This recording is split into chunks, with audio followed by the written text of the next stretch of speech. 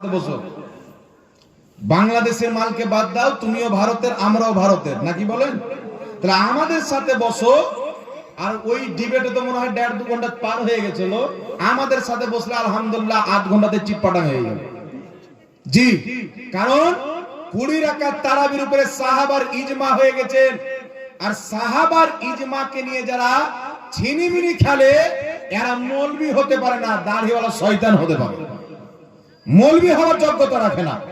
এইবার চলে আসেন মিরাদুল ইসলাম, আরেকটি মাসআলা আপনাদের সম্মুখে ক্লিয়ার করা হোক। মাসআলাটি হচ্ছে, একটু আমার দিকে ধ্যান দিয়ে শুনবেন।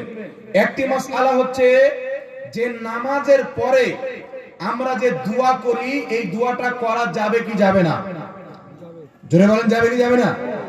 আর আমরা করি, আমাদের নিকটে তো যাবে, কিন্তু যারা করে না ওরা যে বহুত বড় ধোঁকাতে আছে, আমি দলিল দিয়ে দিচ্ছি যেন তারা বুঝে নাই। এই দেখেন, আমার কাছে কিতাব আছে, মুফতি আমজাদ হোসেন সিমনানি, নাম শুনেছেন? আমজাদ হোসেন সিমনানি ভাই কিতাবটি লিখেছেন।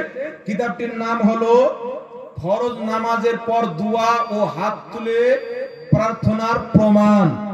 কিতাবটির নাম, ফরজ নামাজের পরে কটা হাত তুলে দোয়া লাগবে, এই হাদিসের কিতাব আপনি পেয়ে যাবেন।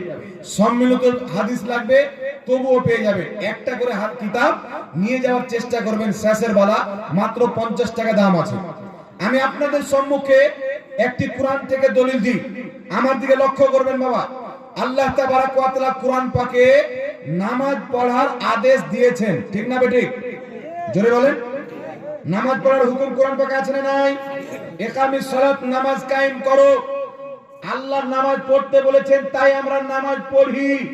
কিন্তু আল্লাহ তাবারক ওয়া তাআলা পবিত্র কোরআন পাকে ফরজ নামাজের পরে দোয়া করার হুকুম দিয়েছেন। তাহলে দোয়া করা যাবে কি যাবে না? নামাজের হুকুম দিয়েছেন, নামাজ পড়লাম। আল্লাহ দুয়ার হুকুম দিয়েছেন। কি দুয়ার হুকুম দিয়েছেন? আল্লাহ পাক বলছেন কোরআন পাকের মধ্যে, ফাইদা ফারাগতা ফানসাব।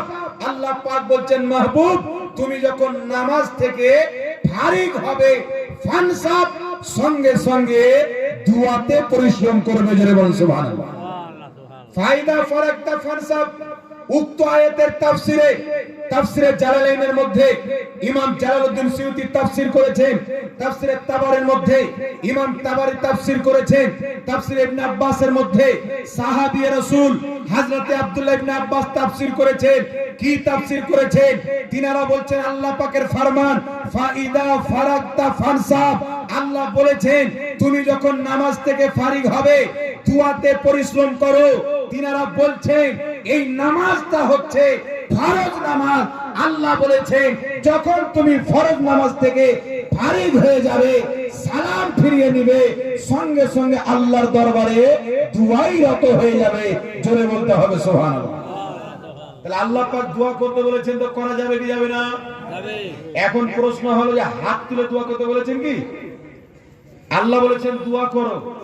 আল্লাহ এটাও বলেনি যে হাত তুলে করো, এটাও বলেনি যে হাত নামিয়ে করো। বুঝতে পেরেছেন কথা? কিন্তু হাত তুলে দোয়া করা আমার নবীর সুন্নাত, তার কারণে আমরা হাত তুলে দোয়া করি। সম্মিলিত দোয়া করলে আমার নবী বলেছেন, যেখানে মুসলমান একত্রিত হয়ে দোয়া করবে, আল্লাহ তাদের দোয়া কারেন্টের মতন কবুল করবে। জোরে বলুন সুবহানাল্লাহ। কে দিলেন ভাই, নামটা বলে যান। মিরাদুল ইসলাম, ফরজ নামাজের পরে হাত তুলে দোয়া করা যাবে কি যাবে না? যাবে। কিছু মৌলবি বলে কি বলে না?